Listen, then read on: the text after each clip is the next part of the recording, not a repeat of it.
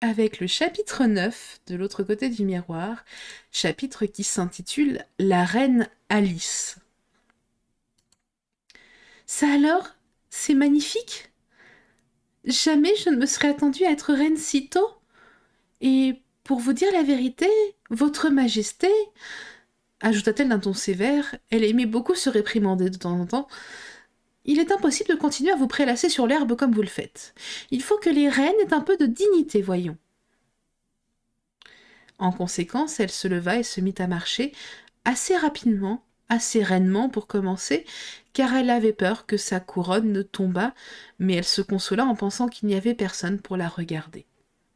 Et d'ailleurs, se dit-elle en se rasseyant, si je suis vraiment reine, je m'en tirerai très bien au bout d'un certain temps.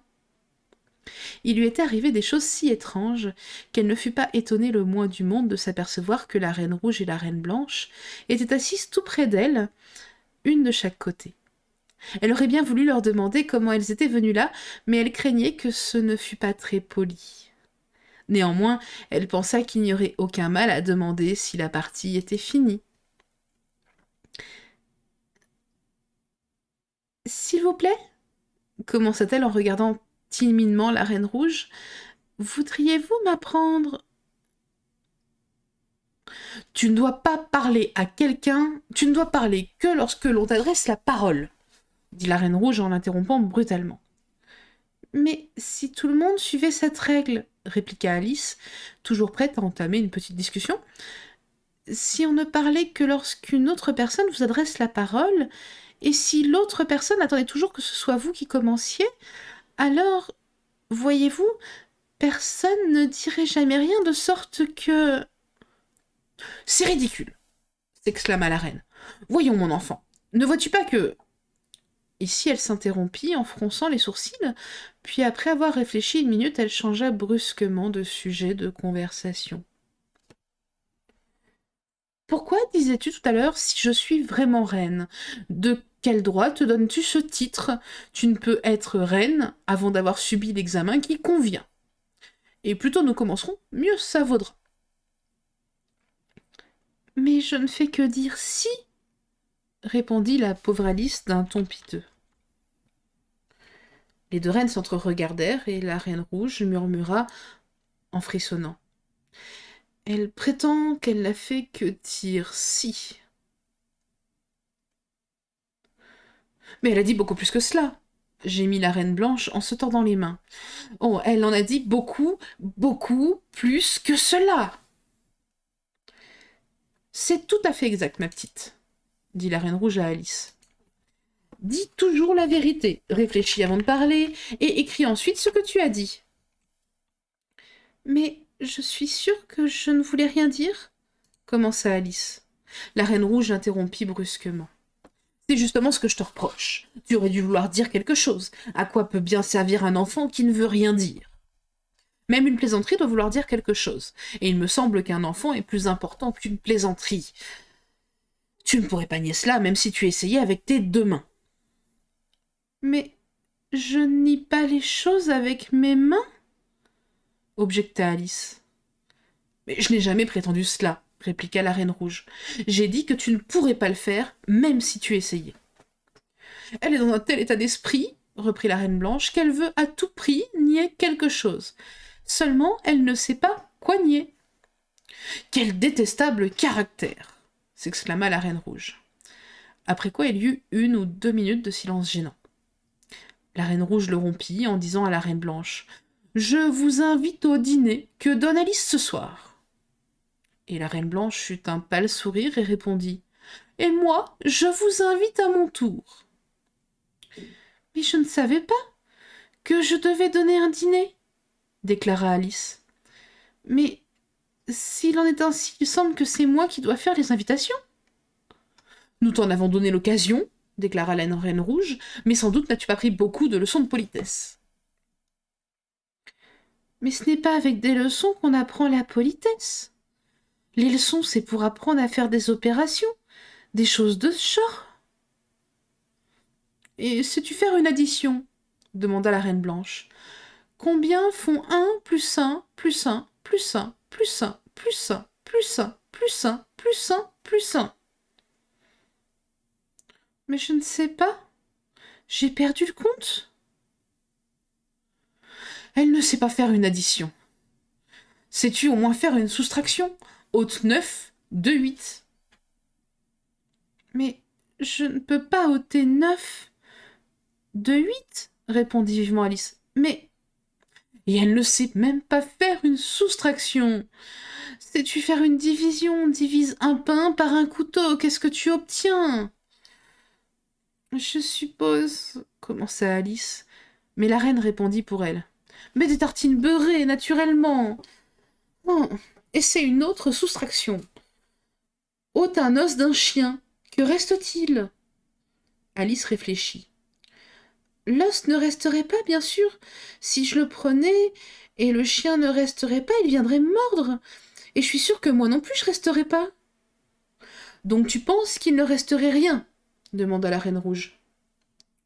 Oui, je crois que c'est la réponse. Tu te trompes comme d'habitude. Il resterait la patience du chien. Mais je ne vois pas comment. Voyons, écoute-moi, s'écria la reine rouge. Le chien perdrait patience, n'est-ce pas? Oui, peut-être, dit Alice prudemment. Eh bien, si le chien s'en allait, sa patience resterait, s'exclama la reine. Alice fit alors observer d'un ton aussi sérieux que possible. Ils pourraient aussi bien s'en aller chacun de leur côté. Mais elle ne put s'empêcher de penser. Quelle bêtise, disons-nous. Elle est absolument incapable de faire des opérations, s'exclamèrent les deux reines en même temps, d'une voix forte. Et vous? Savez-vous faire des opérations? Demanda Alice en se tournant brusquement vers la reine blanche, car elle n'aimait pas vraiment être prise en défaut. La reine ouvrit la bouche comme si elle suffoquait et ferma les yeux. « Je suis capable de faire une addition si on me donne assez de temps, » déclara-t-elle, « mais je suis absolument incapable de faire une soustraction. »« Naturellement, sais-tu ton alphabet, » dit la reine rouge. « Bien sûr que je le sais. »« Moi aussi, » murmura la reine blanche. « Nous le réciterons souvent ensemble, ma chère petite, et je vais te dire un secret, je sais lire les mots d'une lettre. N'est-ce pas magnifique? Mais ne te décourage pas, tu y arriveras toi aussi, au bout de quelque temps. » Ici, la reine rouge intervint de nouveau. « Es-tu forte en leçons de choses ?» demanda-t-elle. « Comment fait-on le pain ?»« Ça, je le sais !» s'écria vivement Alice. « On prend de la fleur de farine et... »« Et où est-ce qu'on cueille cette fleur? Dans un jardin ou sous les... » demanda la reine blanche. « Mais on ne la cueille pas du tout, » expliqua Alice. « On la moud? Mou de raisin ou mou de veau? Dit la reine blanche. Tu oublies toujours les détails importants.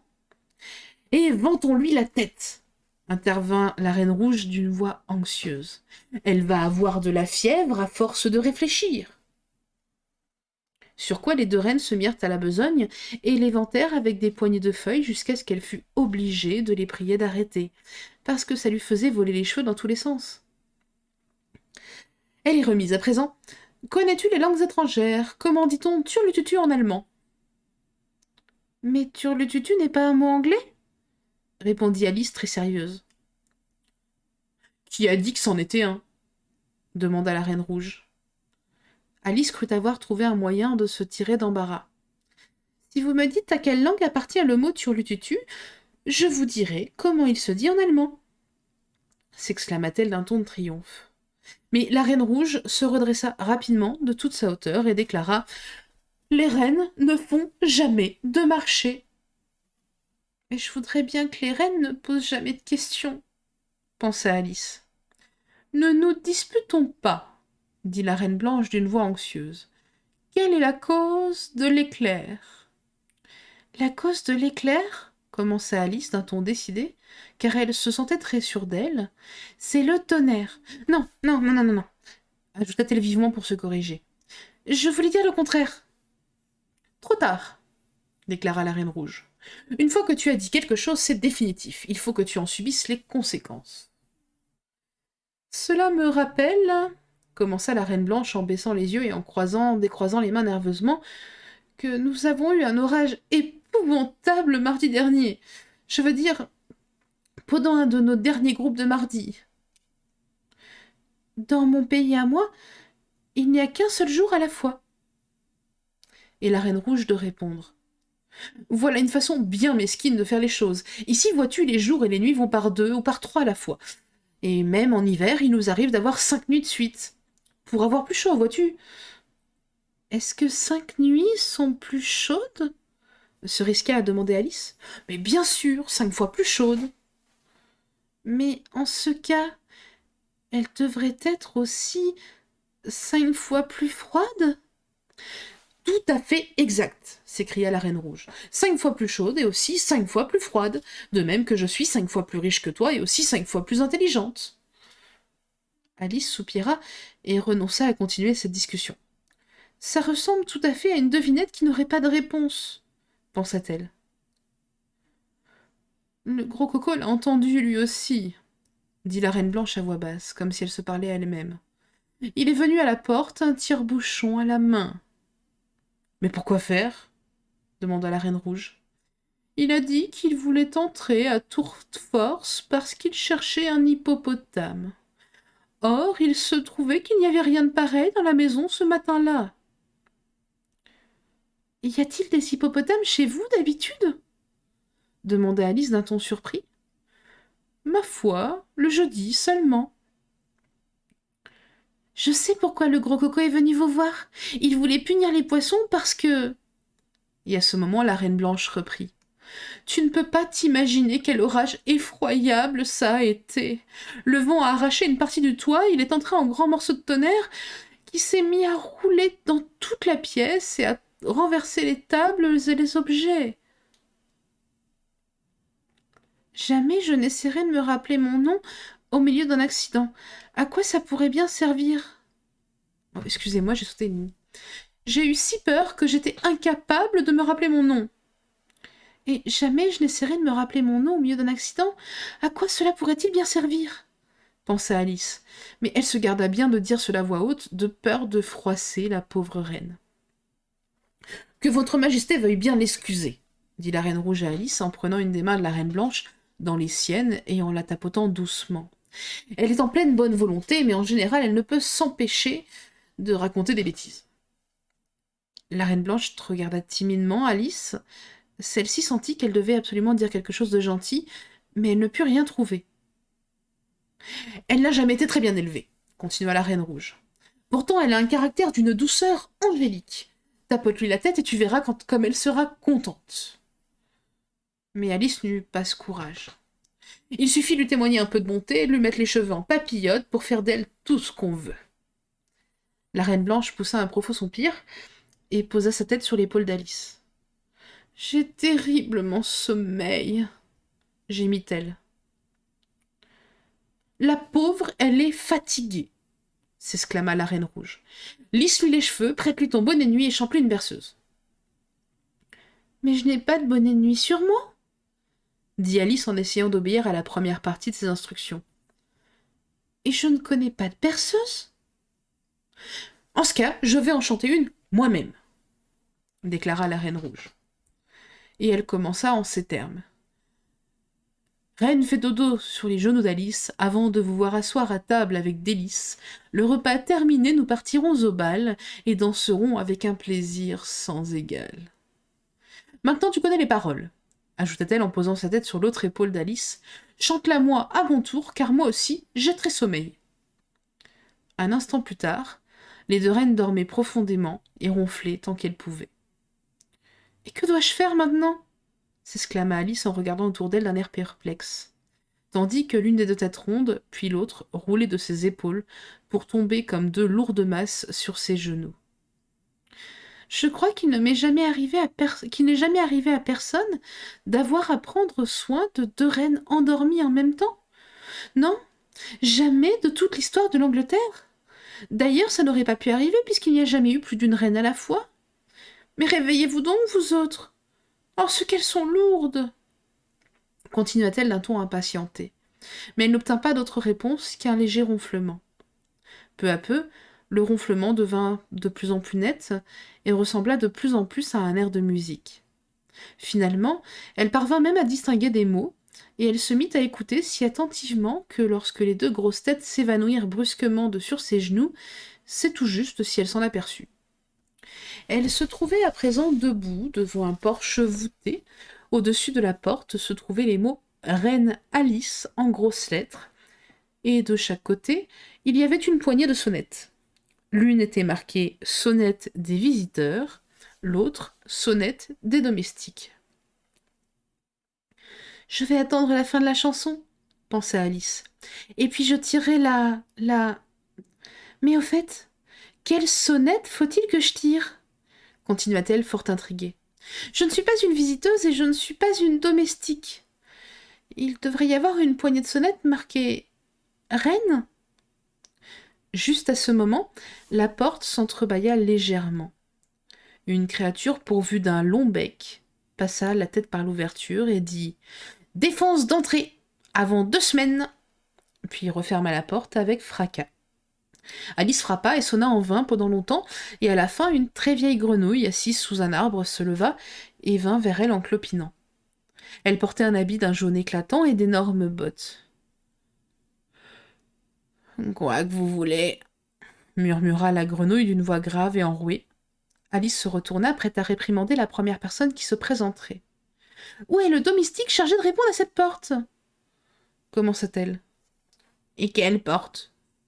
Elle parlait si lentement, d'une voix si traînante, qu'Alice, tout irritée, faillit frapper du pied sur le sol. « Mais cette porte-là, bien sûr !» La grenouille regarda la porte de ses grands yeux ternes pendant une bonne minute. Puis, elle s'en approcha et la frotta de son pouce, comme pour voir si la peinture s'en détacherait. Puis, elle regarda Alice. « Bon, répondre à la porte ? Quoi ? C'est-tu qu'elle a demandé ?» Elle était si enrouée que c'est tout juste si la fillette pouvait l'entendre. « Je ne comprends pas ce que vous voulez dire, » déclara Alice. « Bah quoi ? Je vous cause pas en chinois ? Ah ?» continua la grenouille. « Ou c'est-il des fois que vous seriez sourde ? Quoi que vous a demandé cette porte ? » « Mais rien !» s'écria Alice impatientée. « Voilà un moment que je tape dessus !»« Bon, faut pas faire ça, faut pas !» murmura la grenouille, « parce que ça la contrarie, pour sûr. » Là-dessus, elle se leva et alla donner à la porte un grand coup de pied. « Faut lui ficher la paix, » dit-elle tout haletante en regagnant son arbre clopin-clopant. « Alors, elle vous fichera la paix, à vous. » À ce moment, la porte s'ouvrit toute grande, et on entendit une voix aiguë qui chantait. « Au peuple du miroir, Alice a déclaré « Je tiens le sceptre en main, j'ai le chef couronné. Asseyez-vous à table au sujet du miroir. Les 2 reines et moi vous invitons ce soir. » Puis des centaines de voix entonnèrent en chœur le refrain. Qu'on emplisse les verres au bruit des chansons, qu'on saupoudre la table et de terre et de son. Mettez des chats dans l'huile et des rats dans le thé. 20 fois 2 fois, bienvenue votre majesté. On entendit ensuite des acclamations confuses et Alice pensa 20 fois 2 font 40, et je me demande si quelqu'un tient le compte des acclamations. Et au bout d'une minute, le silence se rétablit. Et la même voix aiguë chanta un second couplet. Au sujet du miroir, dit Alice, approchez, c'est un très grand honneur que de me contempler, ainsi que de manger et de boire à la fois, avec les reines rouges et blanches et avec moi. Et le chœur reprit. Qu'on emplisse les verres avec du goudron et avec tout ce qui pourra paraître bon, mêler du sable au vin, de la laine au poiré, 100 fois, 10 fois, bienvenue votre majesté. 100 fois 10 répéta Alice, désespérée. Mais ça n'en finira jamais. Il vaut mieux que j'entre tout de suite. Là-dessus, elle entra, et dès qu'elle fut entrée, un silence de mort régna. Alice jeta un coup d'œil craintif sur la table tout en traversant la grande salle. Et elle remarqua qu'il y avait environ 50 invités de toutes espèces. Certains étaient des animaux, d'autres des oiseaux. Il y avait même quelques fleurs.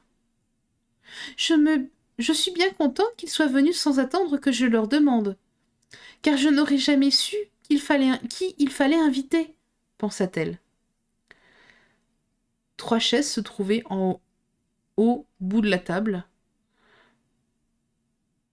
Excusez-moi. 3 chaises se trouvaient au haut bout de la table. La reine rouge et la reine blanche en occupaient chacune une, mais celle du milieu était vide. Alice s'assit, un peu gênée par le silence, puis elle attendit impatiemment que quelqu'un prît la parole. Finalement, la reine rouge commença.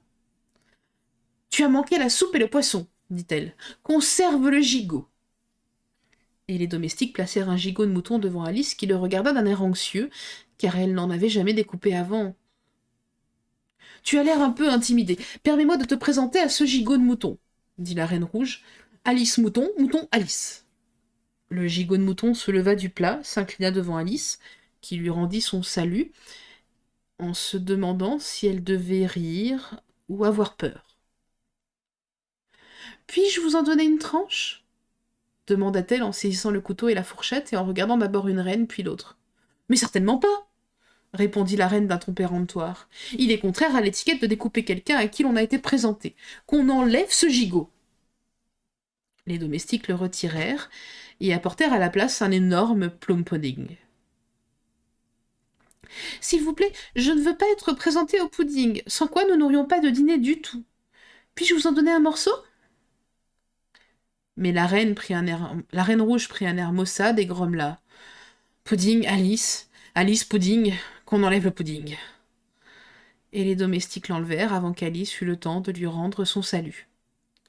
Néanmoins, comme elle ne voyait pas pourquoi la reine rouge serait la seule à donner des ordres, elle décida de tenter une expérience et s'écria « Qu'on rapporte le pudding !» Et aussitôt, le pudding se trouva de nouveau devant elle, comme par un tour de prestidigitation. Il était si gros qu'elle ne put s'empêcher de se sentir un peu intimidée devant lui, comme elle l'avait été devant le gigot de mouton. Néanmoins, elle fit un grand effort pour surmonter sa timidité, et elle tendit un morceau de pudding à la reine rouge. « Mais quelle impertinence !» s'exclama le pudding. « Je me demande bien ce que tu dirais si je coupais une tranche de toi, espèce de créature. » Alice hésita à le regarder, la bouche ouverte. « Mais dis quelque chose !»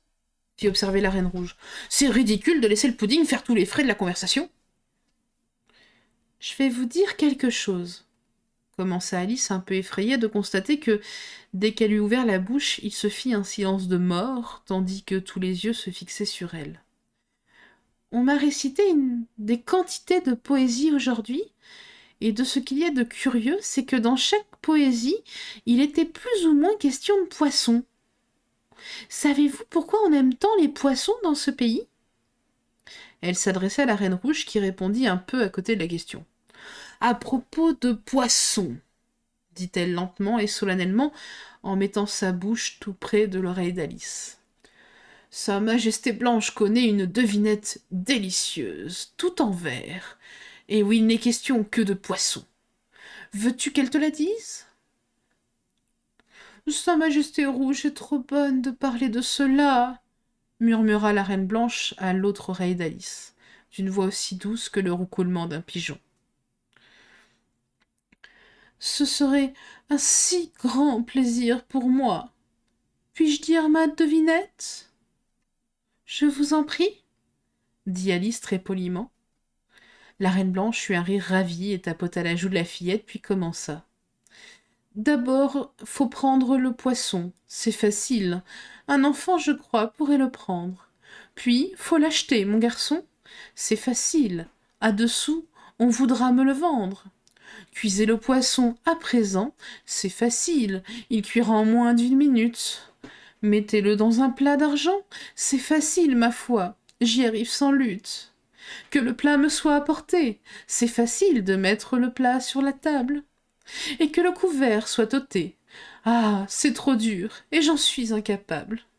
Car le poisson le tient collé au plat, la chose paraît nette. Lequel des deux est plus aisé, découvrir le poisson ou bien la devinette? Réfléchis une minute, puis devine, dit la Reine Rouge. En attendant, nous allons boire à ta santé, à la santé de la reine Alice, hurla-t-elle de toutes ses forces. Tous les invités se mirent immédiatement à boire à sa santé. Ils s'y prirent d'une façon très bizarre. Certains posèrent leurs verres renversés sur leur tête, comme un été noir, et avalèrent tout ce qui dégoulinait de leur visage. D'autres renversèrent les carafes et burent le vin qui coulait des bords de table, et 3 d'entre eux, qui ressemblaient à des kangourous, grimpèrent dans le plat du gigot et se mirent à laper la sauce. Exactement comme des cochons dans une auge, pensa Alice. Tu devrais remercier par un discours bien tourné, déclara la Reine Rouge en regardant Alice les sourcils froncés.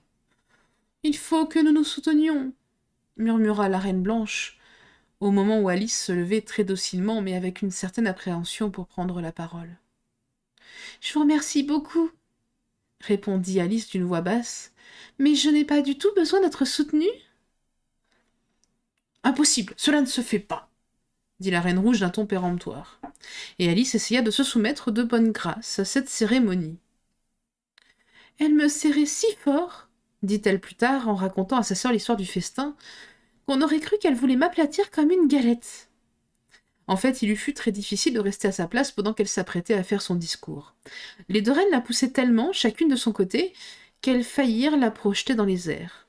« Je me lève pour remercier... » commença-t-elle, et elle se leva en effet plus qu'elle ne s'y attendait, car elle monta de quelques centimètres au-dessus du plancher, mais elle s'accrocha au bord de la table et parvint à redescendre. « Mais prends garde à toi !» cria la Reine Blanche en lui saisissant les cheveux à 2 mains. « Il va se passer quelque chose !»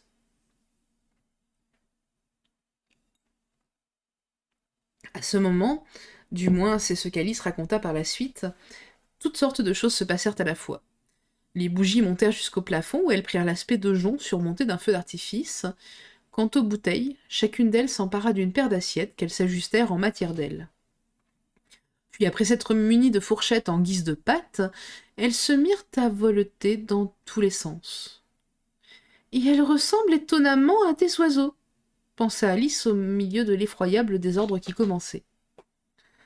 Brusquement, elle entendit un rire enroué à côté d'elle. Elle se retourna pour voir ce qu'avait la Reine Blanche à rire de la sorte, mais au lieu de la reine, c'était le gigot qui se trouvait sur la chaise. « Me voici !» cria une voix qui venait de la soupière, et Alice se retourna de nouveau, juste à temps pour voir le large et affable visage de la reine lui sourire, l'espace d'une seconde, au-dessus du bord de la soupière, avant de disparaître dans la soupe. Il n'y avait pas une minute à perdre. Déjà, plusieurs des invités gisaient dans les plats, et la louche marchait sur la table dans la direction d'Alice en lui faisant signe de s'écarter de son chemin. « Je ne peux plus supporter ça !» s'écria-t-elle en saisissant la nappe à 2 mains. Elle tira un bon coup, et assiettes, plats, invités, bougies s'écroulèrent avec fracas sur le plancher. « Quant à vous, continua-t-elle en se tournant d'un air furieux vers la Reine Rouge qu'elle jugeait être la cause de tout le mal. Mais la reine n'était plus à côté d'Alice. Elle avait brusquement rapetissé jusqu'à la taille d'une petite poupée, et elle se trouvait à présent sur la table en train de courir joyeusement en cercle à la poursuite de son châle qui volait derrière elle. À tout autre moment, Alice en aurait été surprise, mais elle était beaucoup trop surexcitée pour s'étonner de quoi que ce fût. « Quant à vous, répéta-t-elle en saisissant la petite créature au moment précis où elle sautait par-dessus une bouteille qui venait de se poser sur la table, « je vais vous secouer jusqu'à ce que vous vous transformiez en chatte, vous n'y couperez pas. » Chapitre 10. Secouement. Elle la souleva de sur la table tout en parlant et la secoua d'avant en arrière de toutes ses forces. La Reine Rouge n'opposa pas la moindre résistance, son visage se rapetissa, ses yeux s'agrandirent et devinrent verts, puis tandis qu'Alice continua à la secouer, elle n'arrêta pas de se faire plus courte, et plus grasse, et plus douce, et plus ronde, et... Chapitre 11. Réveil. Et finalement, c'était bel et bien une petite chatte noire. Chapitre 12. Qui a rêvé? Votre Majesté Rouge ne devrait pas ronronner si fort, dit Alice en se frottant les yeux et en s'adressant à la chatte d'une voix respectueuse mais empreinte d'une certaine sévérité. Tu viens de me réveiller de... Oh, d'un si joli rêve. Et tu es restée avec moi tout le temps, Kitty, d'un bout à l'autre du pays du miroir. Le savais-tu, ma chérie? Les chattes, Alice en avait déjà fait la remarque, ont une très mauvaise habitude. Quoi qu'on leur dise, elles ronronnent toujours pour vous répondre. Si seulement elles ronronnaient pour dire oui, et miaulaient pour dire non, ou si elles suivaient une règle de ce genre de façon qu'on puisse faire la conversation avec elles, avait-elle dit. Mais comment peut-on parler avec quelqu'un qui répond toujours pareil? En cette circonstance, la chatte noire se contenta de ronronner, et il fut impossible de deviner si elle voulait dire oui ou non. Aussi Alice se mit-elle à chercher parmi les pièces d'échecs sur la table, jusqu'à ce qu'elle eût retrouvé la reine rouge. Alors elle s'agenouilla sur la carpette, devant le feu, et plaça la chatte noire et la reine rouge face à face. « Allons, Kitty !» s'écria-t-elle, en tapant des mains d'un air triomphant. « Tu es bien obligée d'avouer que tu t'es changée en reine !» Mais elle a refusé de regarder la reine, expliqua-t-elle plus tard à sa sœur. Elle a détourné la tête en faisant semblant de ne pas la voir. Pourtant, elle a eu l'air un peu honteuse, de sorte que je crois bien que c'est Kitty qui était la reine rouge. « Tiens-toi un peu plus droite, ma chérie !» s'écria Alice en riant gaiement. « Et fais la révérence pendant que tu réfléchis à ce que tu vas ronronner. Rappelle-toi que ça fait gagner du temps. » Là-dessus, elle prit Kitty dans ses bras et lui donna un petit baiser. « Pour te féliciter d'avoir été une reine rouge, vois-tu ? Personnage, ma chérie !» continua-t-elle en regardant par-dessus son épaule. La reine blanche qui subissait toujours aussi patiemment la toilette que lui faisait la vieille chatte. « Je me demande quand est-ce que Dina en aura fini avec votre majesté blanche. C'est sans doute pour ça que tu étais si sale dans mon rêve.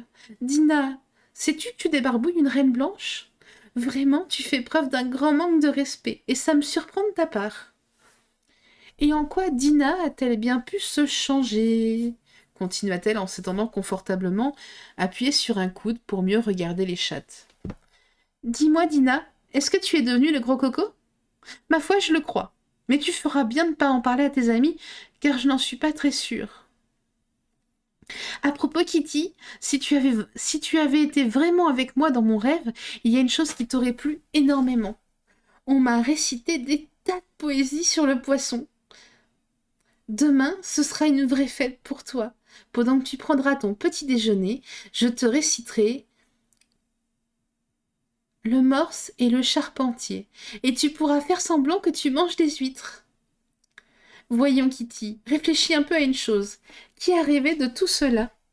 C'est une question très importante, ma chérie, et tu ne devras pas continuer à te lécher la patte comme tu le fais. Comme si Dina ne t'avait pas lavé ce matin. Vois-tu, Kitty, il faut que ce soit moi ou le roi rouge, bien sûr.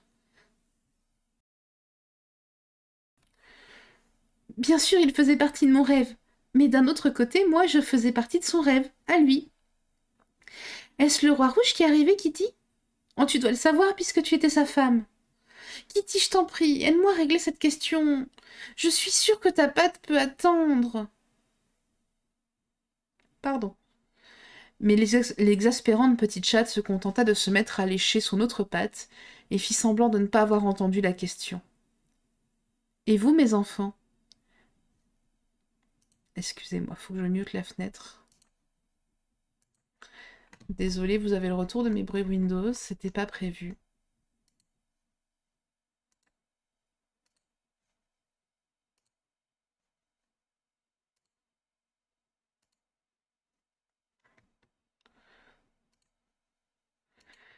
Et vous, mes enfants, qui croyez-vous que c'était? Un bateau sous un ciel d'été, sur l'eau calme s'est attardé, par un après-midi doré. 3 enfants près de moi blottis, les yeux brillants, le cœur ravi, écoutent un simple récit. Ce jour a fui depuis longtemps, morts sont les souvenirs d'antan, dispersés au souffle du vent. Sauf le fantôme radieux d'Alice qui va sous les cieux, que le rêve ouvrit à ses yeux. Je vois d'autres enfants blottis, les yeux brillants, le cœur ravi, prêter l'oreille à ce récit. Ils sont au pays enchanté, de rêves leurs jours sont peuplés, tandis que meurent les étés. Sur le calme voguant sans trêve, dans l'éclat du jour qui s'achève, qu'est notre vie, sinon un rêve?